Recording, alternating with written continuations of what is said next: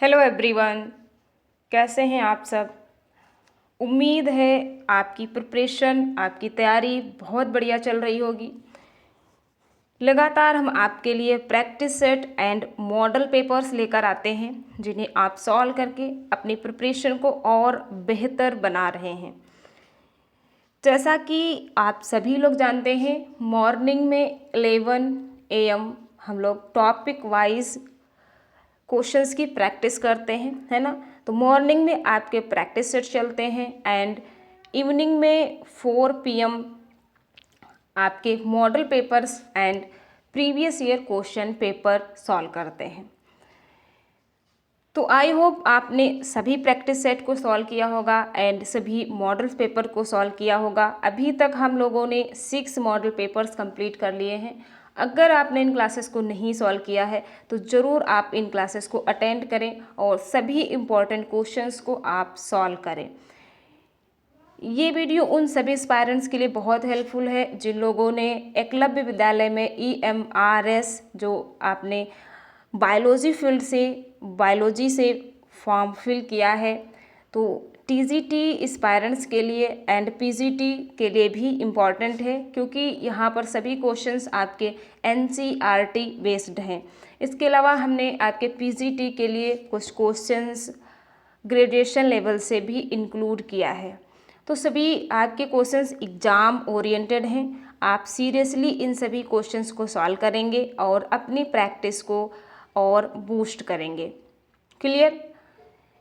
अगर आप चैनल पर नए हैं तो डेफिनेटली आप चैनल को सब्सक्राइब कर लीजिए, शेयर एंड लाइक कर दीजिए।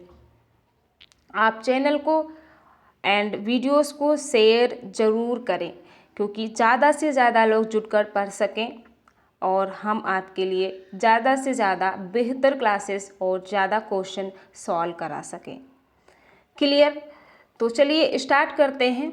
हमारा फर्स्ट क्वेश्चन है, आई होप नाउ विजिबल है ना, सारी चीज़ें क्लियर हैं। चलिए first question, who is discovered the chromatography. Chromatography एक मेथड्स है, एक टेक्निक है। इसको किसने डिस्कवर किया था, किसने इन्वेंटेड किया था? FA जेनसन्स, M टेस्वेट या फिर V ब्रिजेस या फिर वॉल्टेयर। तो अगर हम बात करें क्रोमेटोग्राफी की, तो क्रोमेटोग्राफी को हम यूज़ करते हैं जो हमारे बायोलॉजिकल मॉलिक्यूल्स हैं, इन्हें हम सेपरेट करने के लिए, इनका आइसोलेशन और प्यूरिफिकेशन या आइडेंटिफिकेशन करने के लिए हम क्रोमेटोग्राफी मेथड्स को यूज़ करते हैं।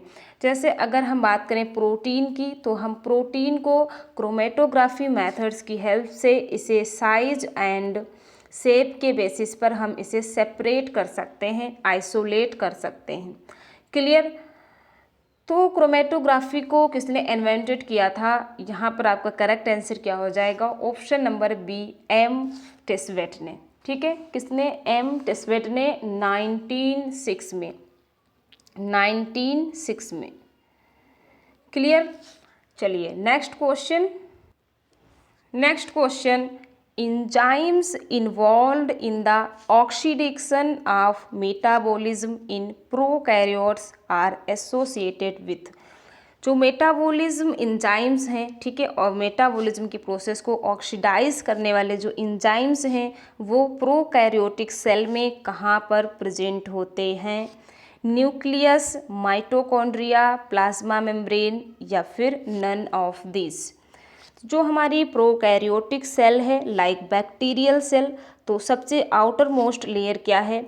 इसकी सबसे आउटर मोस्ट लेयर को हम सेल वॉल कहते हैं जो कि पेप्टाइडोग्लाइकॉन की बनी होती है और ये नैम एंड नैग की होमोपॉलीमर होती है। और सेल वॉल के इनर साइड में जो हमारी सेकेंड आउटर लेयर है, सेकेंड लेयर, ये क्या है? सेल वॉल, सॉरी, ये है प्लाज्मा मेम्ब्रेन। प्लाज्मा मेम्ब्रेन, जो प्लाज्मा मेम्ब्रेन है इसमें कुछ अंदर की तरफ इनफोल्डिंग देखने को मिलती हैं। इन इनफोल्डिंग्स को हम मीसोसोम कहते हैं, मीसोसोम्स। ठीक है, जो मीजोसोम्स हैं इन्हीं में मेटाबोलाइज्म एंजाइम प्रेजेंट होते हैं, ठीक है, मेटाबोलाइज्म एंजाइम प्रेजेंट होते हैं।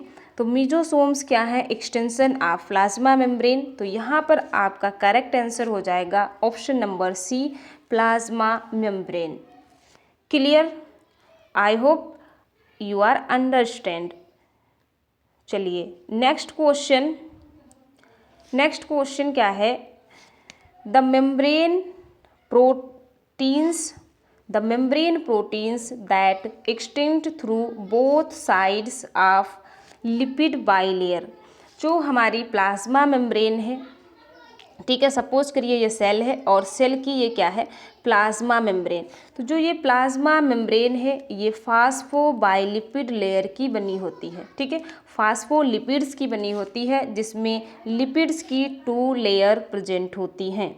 यहाँ पर आप समझने की कोशिश करेंगे, ये प्लाज्मा मेम्ब्रेन है, अगर आप इसको एक्सटेंड करके देखेंगे तो यहाँ पर आपको लिपिड्स की 2 लेयर्स देखने को मिलेंगी, जिनका अरेंजमेंट कुछ इस तरीके से होता है, ठीक है, ये पोलर आपकी लिपिड्स हैं। आपसे क्वेश्चन क्या पूछ रहा है, the membrane proteins that extinct through both side. जो बाइलिपिड लेयर है इनके दोनों ही तरफ, बाहर की तरफ प्रोटीन्स एक्सटेंड हैं, प्रोटीन्स प्रेजेंट हैं। तो इन प्रोटीन्स को हम क्या कहते हैं, और इसके अलावा आप देखेंगे यहाँ पर भी कुछ प्रोटीन्स प्रेजेंट होती हैं, ठीक है। तो जो ये बाइलिपिड के अंदर जो प्रोटीन्स प्रेजेंट हैं, इससे हम इंट्रिंसिक प्रोटीन कहते हैं, इंट्रिंसिक प्रोटीन। एंड जो बाइलिपिड के बाहर की तरफ दोनों साइड में प्रोटीन्स प्रेजेंट होती है, उससे हम एक्सट्रिंसिक प्रोटीन कहते हैं, उससे हम एक्सट्रिंसिक प्रोटीन कहते हैं। क्लियर। सो यहाँ पर हमारा करेक्ट आंसर क्या हो जाएगा, glycoproteins, intrinsic protein, extrinsic protein, या फिर both A and B, so correct answer option number C, extrinsic protein कहते हैं। बाइलिपिड लेयर के दोनों तरफ जो प्रोटीन्स एक्सटेंड रहती है, उस प्रोटीन को हम एक्सट्रिंसिक प्रोटीन कहते हैं। क्लियर। चलिए next question, mitochondria are related with glucose, ATP formation, adenosine monophosphate, या फिर एडिनोसिन ट्राइफॉस्फेट। सो यहाँ पर हमारा करेक्ट आंसर क्या हो जाएगा, ऑप्शन नंबर डी, माइटोकॉन्ड्रिया में इलेक्ट्रॉन ट्रांसपोर्ट सिस्टम प्रेजेंट है, जिससे क्या होता है, एटीपी का फॉर्मेशन। तो माइटोकॉन्ड्रिया रिलेटेड किससे है, एटीपी फॉर्मेशन से। चलिए next question, cell organelle contains flattened membrane bound cisternae and occurs near nucleus. ये आपका न्यूक्लियस है, ठीक है, न्यूक्लियस। जो न्यूक्लियस है ये हमारा डबल मेम्ब्रेनस सेल ऑर्गेनली है, जो कि सेल के अंदर प्रेजेंट होता है, जेनेटिक कंट्रोल के लिए रिस्पॉन्सिबल है। तो जो न्यूक्लियस है ये डबल मेम्ब्रेनस है, इसकी जो outer membrane and inner membrane है, यहाँ पर कुछ पोर प्रेजेंट होते हैं, जिन्हें हम न्यूक्लियोपोर कहते हैं, ठीक है।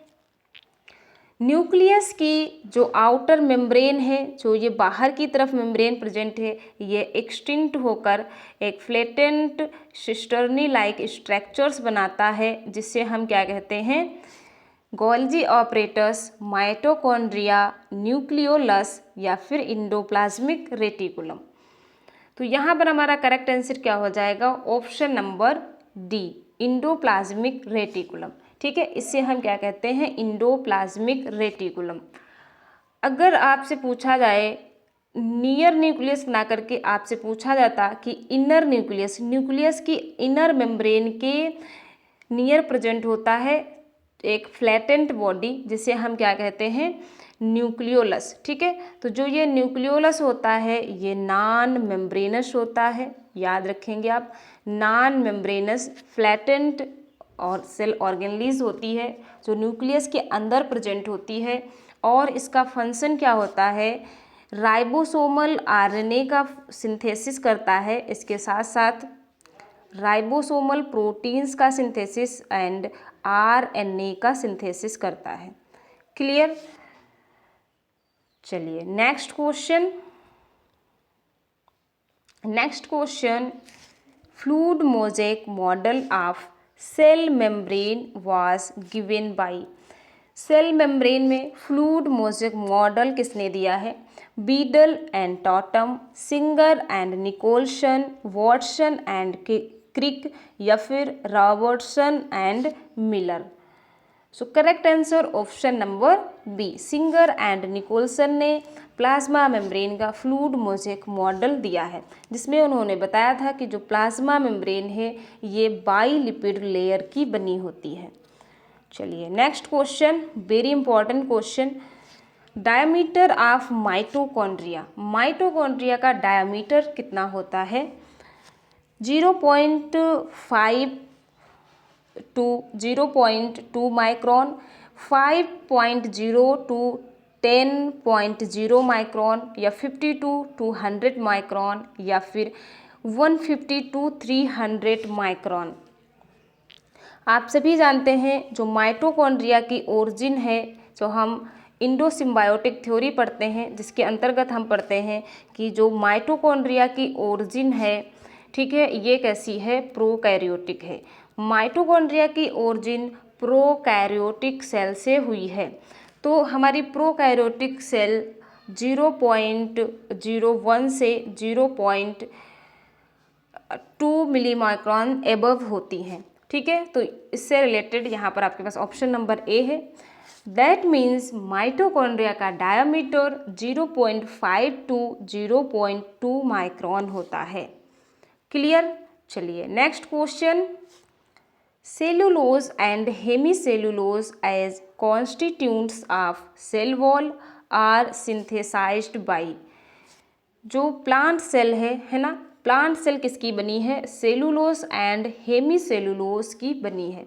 तो सेलुलोज और हेमीसेलुलोज को कौन सी सेल ऑर्गेनली सिंथेसाइज्ड करती है, Golgi body, smooth endoplasmic reticulum, lysosome, microbodies. ध्यान से क्वेश्चन पढ़ेंगे और आप आंसर करने की कोशिश करेंगे। यहाँ पर हमारा करेक्ट आंसर, यहाँ पर आपका करेक्ट आंसर क्या हो जाएगा, option number A, Golgi body. Golgi body cellulose and hemicellulose का सिंथेसिस करती है, ठीक है। चलिए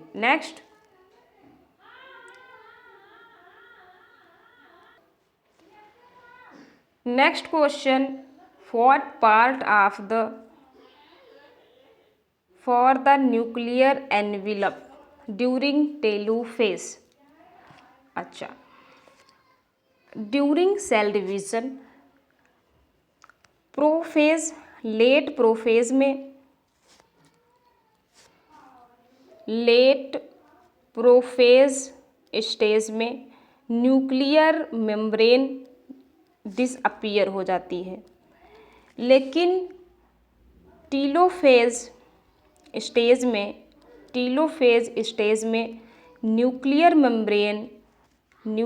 मेम्ब्रेन रीअपीयर हो जाती है, ठीक है, रीअपीयर हो जाती है। तो जो न्यूक्लियर मेम्ब्रेन रीअपीयर हो रही है, ये किसकी वजह से होती है, इसके लिए कौन सी सेल ऑर्गेनलीज रिस्पॉन्सिबल है, साइटोस्केलेटन, सेंट्रियोल, गोल्जी कॉम्प्लेक्स या फिर स्मूथ या फिर endoplasmic reticulum. So correct answer option number D, endoplasmic reticulum. चलिए next question, ribosome can be seen by. Ribosome को हम देख सकते हैं light microscope, electron microscope, naked eye या फिर none of this. So correct answer option number B, electron microscope. चलिए next question, lysosome are considered suicide bags because they contain. जो lysosome है इनकी ओरिजिन किससे होती है, गोल्जी कॉम्प्लेक्स से। तो ये ओरिजिनेटेड हैं वाया गोल्जी कॉम्प्लेक्स, और गोल्जी कॉम्प्लेक्स की ये वेसिकल्स होती हैं जिनमें हाइड्रोलिटिक एंजाइम्स फुलफिल होते हैं। ठीक है, तो इनमें क्या प्रेजेंट होता है, हाइड्रोलिटिक एंजाइम्स, इसलिए हम इन्हें सुसाइडल बैग्स भी कहते हैं। So correct answer option number D. चलिए next question, centrosome is related with function of. Centrosome का फंक्शन क्या है, formation of site of cell division, inhibition of cell division, formation of cilia and flagella, या फिर initiation of cell division. So correct answer क्या होगा, option number D, initiation of cell division. चलिए next question, which of the following is not part of nucleus of animal cell। Animal cell के nucleus का इनमें से कौन सा part नहीं है, क्रोमेटिन, कैरियोसोम, सेंट्रोसोम, या फिर nucleoplasm.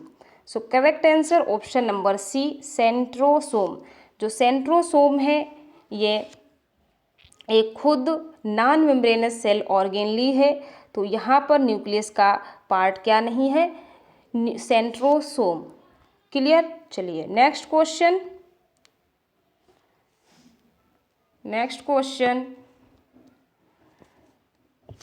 Leucoplast which store lipid are called. Leucoplast जो हैं ये कैसे होते हैं, कलरलेस होते हैं। ठीक है, ये कलरलेस होते हैं और ये थ्री टाइप्स के होते हैं, एमाइलोप्लास्ट, इलियोप्लास्ट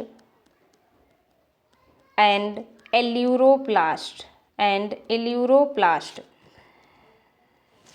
एमाइलोप्लास्ट स्टार्च का स्टोरेज करते हैं, इलियोप्लास्ट लिपिड का स्टोरेज करते हैं, एंड एल्यूरोप्लास्ट प्रोटीन का स्टोरेज करते हैं। सो यहाँ पर आपका करेक्ट आंसर क्या हो जाएगा, लिपिड स्टोरेज पूछा है, so option number C, elaioplast. Clear. चलिए next question, DNA differs from RNA.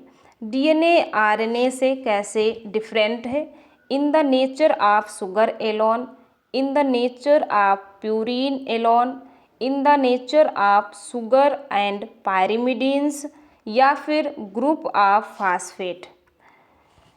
चलिए सो यहाँ पर आपका करेक्ट आंसर क्या हो जाएगा, ऑप्शन नंबर सी, डीएनए में डीऑक्सीराइबोस शुगर प्रेजेंट है एंड आरएनए में ऑक्सीराइबोस शुगर प्रेजेंट है। ठीक है, राइबोस शुगर प्रेजेंट है। और अगर पिरामिडीन्स की बात करें तो डीएनए में cytosine and thymine pyrimidines present होते हैं, जबकि आयरन में जो आरएनए है इसमें आपके साइटोसिन एंड यूरेसिल, आरएनए में pyrimidines, cytosine and uracil present होते हैं। अगर बात करें प्यूरिन्स की तो आरएनए एंड डीएनए दोनों में ही adenine and guanine purines present होते हैं। क्लियर। तो यहाँ पर डिफरेंट कौन है, ऑप्शन नंबर सी। क्लियर। चलिए next question, lamp brush chromosome are found during. Lamp brush chromosome कहाँ पर देखने को मिलते हैं, interphase, metaphase of meiosis, prophase of mitosis, diplotene of meiosis. ठीक है, डिप्लोटीन ऑफ मियोसिस। तो लैम्प ब्रश क्रोमोसोम क्या होते हैं, और मियोसिस के दौरान प्रोफेज स्टेज में जो क्रोमोसोम है ये विंग्ड हो जाते हैं, ज़्यादा इंटरविंग्ड हो जाते हैं और इस तरीके से लूप लाइक स्ट्रक्चर्स बना लेते हैं। ठीक है, से लूप लाइक स्ट्रक्चर्स बना लेते हैं जो कैसे दिखते हैं, लैम्प के ब्रश जैसे दिखाई देते हैं। ठीक है, इसीलिए इन्हें क्या कहते हैं, लैम्प ब्रश क्रोमोसोम। तो lamp brush chromosome and polytene chromosome giant chromosome के एग्जाम्पल्स हैं, यानी कि जो नॉर्मल क्रोमोसोम्स हैं उनसे इनका साइज़ काफ़ी लार्ज होता है। तो हमें लैम्प ब्रश क्रोमोसोम कहाँ देखने को मिलेंगे? मियोसिस की प्रोफेज में, डिप्लोटीन सब स्टेज में। So correct answer option number D, correct answer option number D. चलिए next question, the core of nucleosome is made up of following histone proteins.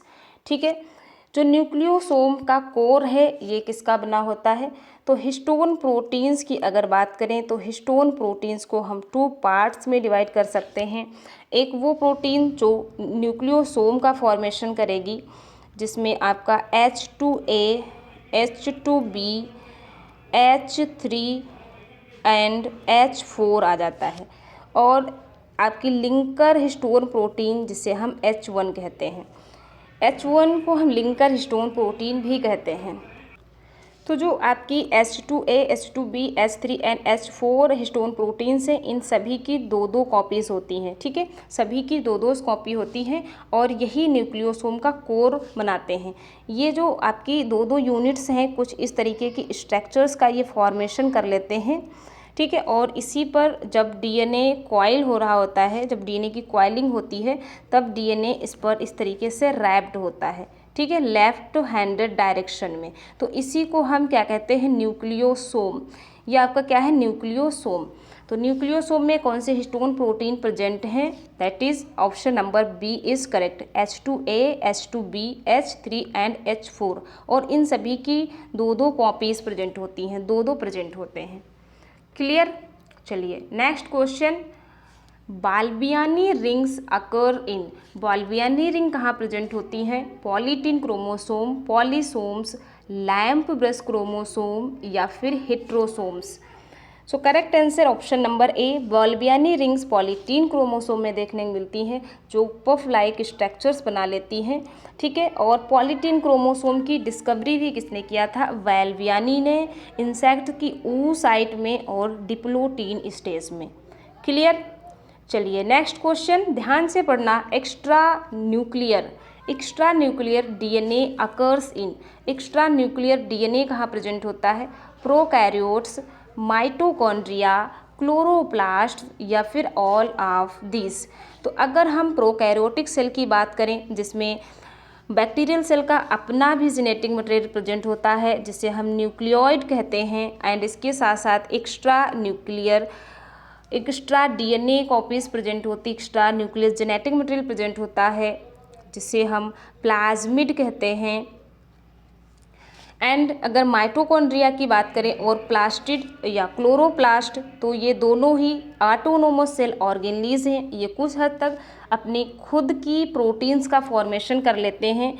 तो इनके पास भी क्या प्रेजेंट होता है? Extra double stranded circular DNA present होता है। ठीक है, तो यहाँ पर हमारा करेक्ट आंसर क्या हो जाएगा? Option number D, option number D is correct. चलिए next question, nitrogen base phosphate and deoxyribose sugar form complex called S.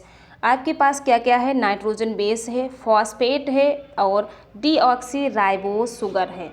ठीक है, तो सपोज करिए ये आपके पास क्या है? डीऑक्सीराइबोस शुगर प्रेजेंट है और ये इससे नाइट्रोजन बेसेस अटैच हैं एंड फॉस्फेट अटैच हैं। तो इसे आप क्या कहेंगे? पॉलीपेप्टाइड, न्यूक्लियोसाइड, न्यूक्लियोटाइड या फिर एमिनो एसिड। तो ये हमारा क्या है? This is a nucleotide. ठीक है, इसे हम क्या कहेंगे? न्यूक्लियोटाइड। अगर आपका फॉस्फेट ग्रुप नहीं अटैच होता, सिर्फ इतना हम बात करते पेंटोस शुगर और नाइट्रोजनस बेस की, तो हम इसे न्यूक्लियोसाइड कहते। तो हम इसे क्या कहते? न्यूक्लियोसाइड। क्लियर? तो हम इसे न्यूक्लियोसाइड कहते। तो यहाँ पर आपका करेक्ट आंसर क्या हो जाएगा? ऑप्शन नंबर सी है ना, न्यूक्लियोटाइड। चलिए नेक्स्ट क्वेश्चन,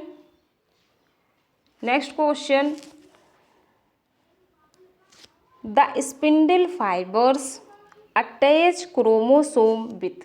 तो स्पिंडल फाइबर क्रोमोसोम के किस पार्ट से अटैच होते हैं? तो सपोज करिए आपके पास ये एक सिंगल क्रोमेटिड क्रोमोसोम है, जिसमें ये इसका क्रोमोसोम का सेंट्रोमियर है, ठीक है। एंड सेंट्रोमियर की दोनों तरफ एक प्रोटीनियस स्ट्रक्चर प्रेजेंट होती है, जिसे हम काइनेटोकोर कहते हैं, ठीक है, जिससे हम क्या कहते हैं, काइनेटोकोर। जो स्पिंडल फाइबर्स हैं वो इसी काइनेटोकोर से आकर अटैच करते हैं। क्लियर। तो यहाँ पर हमारा करेक्ट आंसर क्या हो गया, ऑप्शन नंबर डी, काइनेटोकोर। चलिए next question, mitosis involves, mitosis के दौरान क्या होता है, reproduction of chromosome number to half in daughter cells. Please आप इसे करेक्ट कर लेंगे, daughter cells. Reduction of chromosome number of half during metaphase, same number of chromosome in daughter cell, doubling of chromosome number at the end. तो mitosis के दौरान क्या होता है, डॉटर सेल में क्रोमोसोम के नंबर सेम रहते हैं, क्योंकि यहाँ पर क्रोमोसोम नंबर हाफ नहीं होते हैं। सो करेक्ट आंसर क्या हो जाएगा, option number C, same number of chromosome in daughter cells. Clear. चलिए next question, DNA content is doubled during which stage of cell division. Cell division के दौरान किस सब स्टेज में डीएनए कंटेंट डबल हो जाता है।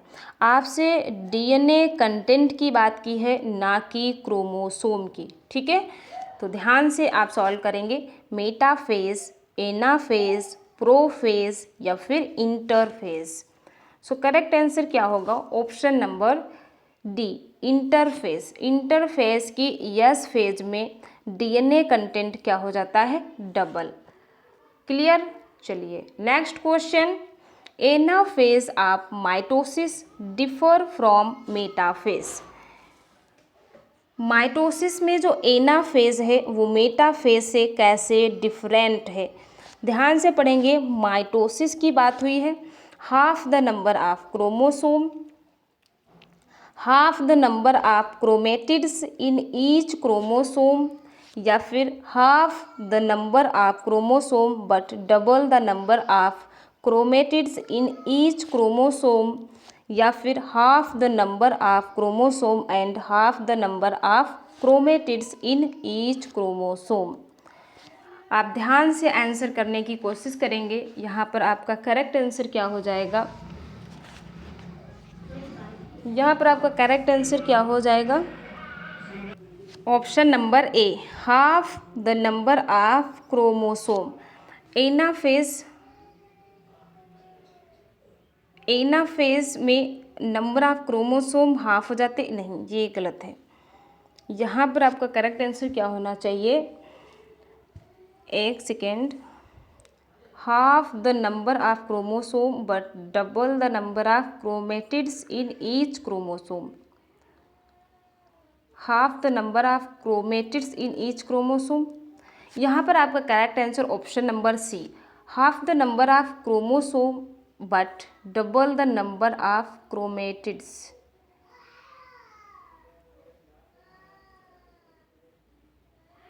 नहीं, यहाँ आपका, हाँ, आपको option number A is correct, option number A is correct, क्योंकि माइटोसिस में क्रोमेटिड सेपरेट नहीं होती है, ठीक है। तो यहाँ पर आपका करेक्ट आंसर क्या हो जाएगा, ऑप्शन नंबर ए। माइटोसिस के दौरान एनाफेज में जो क्रोमोसोम का नंबर हाफ हो जाता है नेक्स्ट डॉटर सेल में जाने के लिए, ठीक है, लेकिन क्रोमोसोम का नंबर उतना ही रहता है जितना आपकी डिप्लॉयड सेल या हैप्लॉयड सेल में होता है, ठीक है। चलिए नेक्स्ट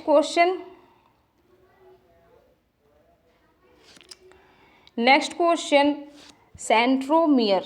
यहाँ आपका centromere important for movement of chromosome towards the poles, replication of DNA, cytoplasmic cleavage या फिर सेग्रीगेशन ऑफ क्रोमोसोम्स। सो यहाँ पर आपका करेक्ट आंसर क्या हो जाएगा? Option number A. Option number A is correct. जो सेंट्रोमियर है ये रिस्पॉन्सिबल होते हैं movement of chromosome towards the pole, opposite pole की तरफ क्रोमोसोम के मूवमेंट के लिए। चलिए next question. Next question, during meiosis exchange of paternal and maternal chromosome is called. Meiosis के दौरान, ठीक है, जब paternal and maternal genetic materials का एक्सचेंज होता है तो हम उसे क्या कहते हैं? रिकॉम्बिनेशन, लिंकेज, सेग्रीगेशन या फिर crossing over. So correct answer option number D, crossing over during meiosis first के प्रोफेज फर्स्ट में पैक्टिन सब स्टेज में, ठीक है, पैक्टिन सब स्टेज में। क्लियर? चलिए next question, chiasmata formation during meiosis occurs at which stage. Cell division के दौरान, meiosis first के दौरान कियास्मेटा का फॉर्मेशन होता है तो वो किस स्टेज में होता है? डिप्लोटीन, पैक्टिन, जाइगोटीन या फिर डायकाइनेसिस। सो करेक्ट आंसर ऑप्शन नंबर ए, डिप्लोटीन स्टेज में कियास्मेटा का फॉर्मेशन होता है। दो होमोलोगस क्रोमोसोम के बीच में जब क्रॉसिंग ओवर होती है उस समय कियास्मेटा का फॉर्मेशन होता है, जिसे हम बकेट स्टेज भी कहते हैं। बकेट स्टेज, तो कई बार आपसे पूछा जाता है बकेट स्टेज हमें किस सब स्टेज में देखने को मिलती है? तो डिप्लोटीन स्टेज में। क्लियर? चलिए नेक्स्ट क्वेश्चन, बहुत बेहतरीन क्वेश्चन। कई बार सीक्वेंस से रिलेटेड क्वेश्चन पूछ लिया जाता है। Chronological sequence of stages of meiosis first prophase is. Meiosis first के दौरान प्रोफेज फर्स्ट में 5 सब स्टेजेस होती हैं, ठीक है, तो उन स्टेजेस को आपको एक सीक्वेंस में अरेंज करना है। तो वो सीक्वेंस क्या होता है? सबसे पहले आपका लिप्टोटीन आता है, फिर आपका जाइगोटीन, उसके बाद आपका पैक्टिन आता है, देन आफ्टर डिप्लोटीन एंड उसके बाद आपका डायाकाइनेसिस। तो यहाँ पर आपका सीक्वेंस क्या करेक्ट हो जाएगा? Leptotene, zygotene, pachytene, diplotene and diakinesis. Correct answer option number D. Correct answer option number D. Clear? आप ऐसे कोड बना के भी याद रख सकते हैं, लजप डी से, लजप डी। चलिए next question, sarcoma is metastatic cancerous tumour when it develops in. जो सार्कोमा है ये एक कैंसरस ट्यूमर को कॉज करता है ड्यूरिंग ये सार्कोमा कैंसर, जो सार्कोमा टाइप ऑफ कैंसर है ये आपको किस सेल्स या ऑर्गन्स में देखने को मिलेगा? Circulatory system, immune system, epithelial cells या फिर फाइब्रोब्लास्ट।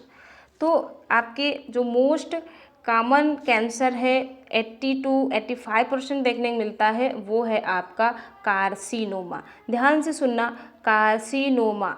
जो कार्सिनोमा कैंसर है ये एक्टोडर्मल एंड एंडोडर्मल ओरिजिन के ऑर्गन्स में होता है। एक्टोडर्मल एंड एंडोडर्मल ओरिजिन से के जो ऑर्गन्स हैं वहाँ पर हमें कार्सिनोमा कैंसर देखने को मिलता है, जो कि मोस्ट कॉमन कैंसर का टाइप है। जैसे एग्जांपल्स की बात करें तो skin cancer, lung cancer, liver cancer, ठीक है, पैंक्रियास कैंसर, ये सभी कार्सिनोमा के अंतर्गत आते हैं। एंड जो second most common type of cancer है ये है आपका सार्कोमा। तो जो ऑर्गन्स मीजोडर्मल ओरिजिन के होते हैं उनमें सार्कोमा टाइप का कैंसर देखने को मिलता है। जैसे आपका bone cancer and cartilaginous cancer. Clear. So यहाँ पर मेसोडर्मल ओरिजिन से रिलेटेड कौन है? Fibroblast, connective tissues. तो फाइब्रोब्लास्ट कैसा है? एक जो फाइब्रोब्लास्ट में कैंसर काज होगा ये कैसा है? सार्कोमा टाइप्स का। इसके साथ साथ आपसे पूछा जाता है लिम्फोमा कैंसर। ठीक है, लिम्फोमा कैंसर जो लिम्फॉइड ऑर्गन्स का है।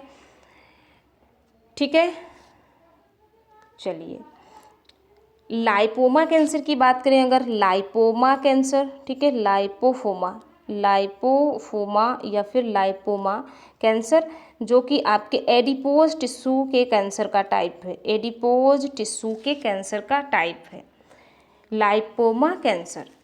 चलिए next question, name the process by which a malignant cell spread throughout normal cell. Malignant cells एक टाइम पे क्या होती है? कैंसरल सेल का फॉर्म ले लेती है। ठीक है, ट्यूमर का फॉर्म ले लेती है। और अगर मैलिग्नेंट सेल स्प्रेड हो गई नॉर्मल सेल्स तक और नॉर्मल सेल्स भी कैंसरल सेल्स में चेंज हो जाती हैं तो इसे हम क्या कहते हैं? ट्रांसफॉर्मेशन, मेटास्टेसिस, इन्वाजिनेशन या फिर प्रोग्रेशन। चलिए सो करेक्ट आंसर क्या होगा? Option number C, invagination. इसे हम क्या कहेंगे? इन्वेस्यूनेशन। जो मैलिग्नेंट ट्यूमर सेल्स हैं उनका जो मूवमेंट है या माइग्रेशन है वो क्या कहलाता है? इन्वेस्यूनेशन। चलिए next question, which of the following is the characteristic of a cancer cell. Cancer cell का कौन सा कैरेक्टर है? Density dependent inhibition, contact inhibition, loss of anchorage dependence या फिर एपोप्टोसिस।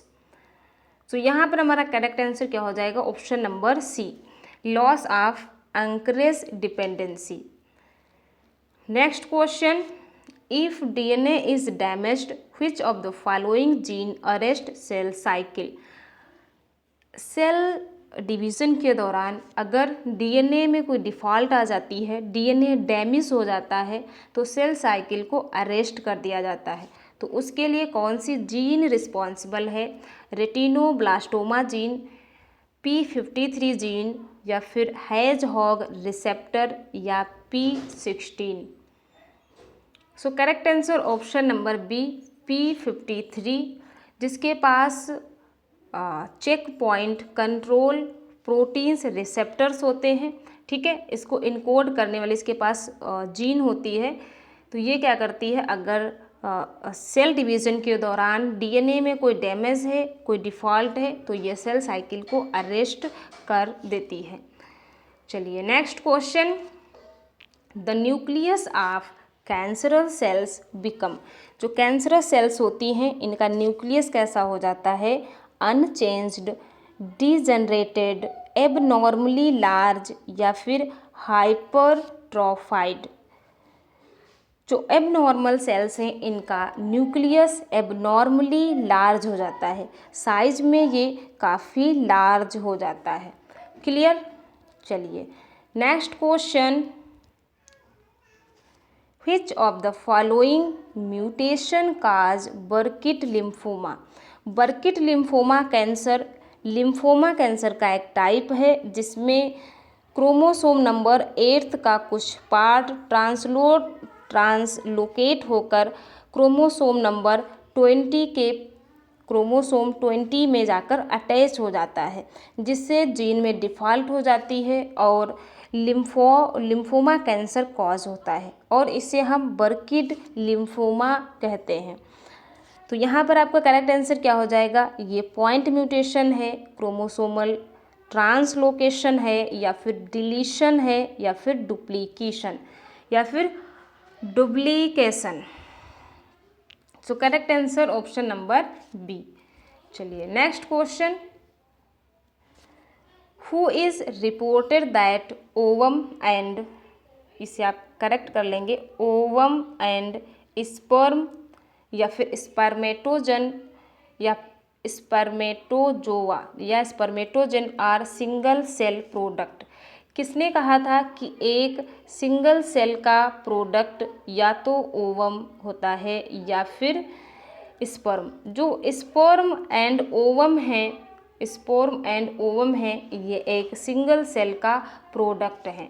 किसने कहा था? कोलिकर, डब्ल्यू हॉफमिस्टर, टीसॉन या फिर मूरे। सो यहाँ पर हमारा करेक्ट आंसर क्या हो जाएगा? ऑप्शन नंबर ए, कोलिकर ने 1845 में इसे रिपोर्टेड किया था। Now next question, who is isolated nuclear and nucleoprotein called nuclein? किसने न्यूक्लियर एंड न्यूक्लियोप्रोटीन को आइसोलेट किया था और उसे न्यूक्लिन टर्म दिया था? तो जो फ्रेडरिक मिसर थे, इन्होंने हॉस्पिटल में एक पेशेंट की पस सेल्स से, ठीक है, पस सेल क्या थी? वो WBC है ना, वाइट ब्लड सेल्स, उनमें से इन्होंने एक स्मॉल न्यूक्लियस लाइक स्ट्रक्चर्स को एब्जॉर्ब किया, जिसको उन्होंने न्यूक्लिन टर्म दिया। सो यहाँ पर हमारा करेक्ट आंसर क्या हो जाएगा? ऑप्शन नंबर बी, F मिसर, फ्रेडरिक मिसर ने। चलिए next question, which of the following compounds is not found in tears? जो हमारे टीयर्स होते हैं उनमें कौन इनमें से प्रेजेंट नहीं होता है? लाइसोजाइम्स, लैक्टोफेरिन, IgA या फिर IgE। सो correct answer option number D, IgE। ये एक एलर्जिन एंटीबॉडीज़ हैं जो कि हाइपर सेंसिटिविटी के लिए रिस्पॉन्सिबल होती है, तो ये हमारे टीयर्स में प्रेजेंट नहीं होती है। अगर बात करें इम्यूनोग्लोबुलिन ए एंटीबॉडी ई की, तो ये एक सिक्रेटरी एंटीबॉडी होती है जो कि हमारे टीयर्स में प्रेजेंट होती है।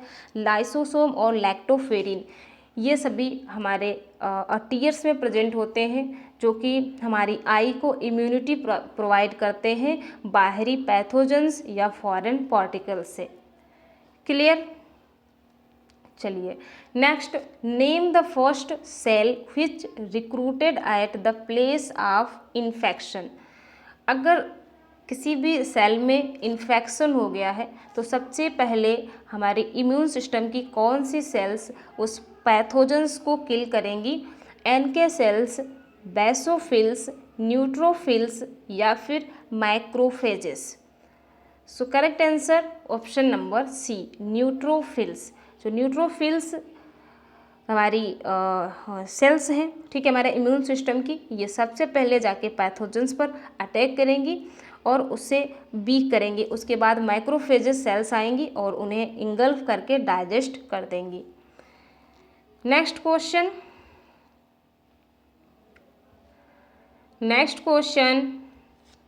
विच of the following cells is involved in cell mediated immunity? Cell mediated immunity में कौन सी सेल्स प्रेजेंट होती है? Leukemia, T cells, mast cells या फिर थ्रोम्बोसाइट सेल्स। सो यहाँ पर आपका करेक्ट आंसर क्या हो जाएगा? Option number B, T cells. Next, who described cell division in plant cells and introduced the terms cytoplasm and nucleoplasm? बहुत very important.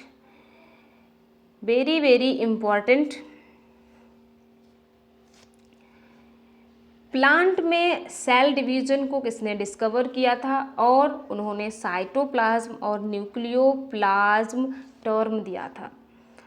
F स्टार्सबर्गर, Warburg, C Benda या फिर TH मॉर्गन। चलिए सो यहाँ पर हमारा करेक्ट आंसर क्या हो जाएगा? That is option number A, F Strasburger ने प्लांट सेल में सेल डिवीजन को डिस्क्राइब किया एंड उन्होंने साइटोप्लाज्म एंड न्यूक्लियोप्लाज्म टर्म दिया। क्लियर? चलिए, so thank you so much everyone. मिलते हैं नेक्स्ट क्लास में और हम लोग नेक्स्ट मॉडल पेपर सॉल्व करेंगे। Okay, thank you so much everyone, thank you so much.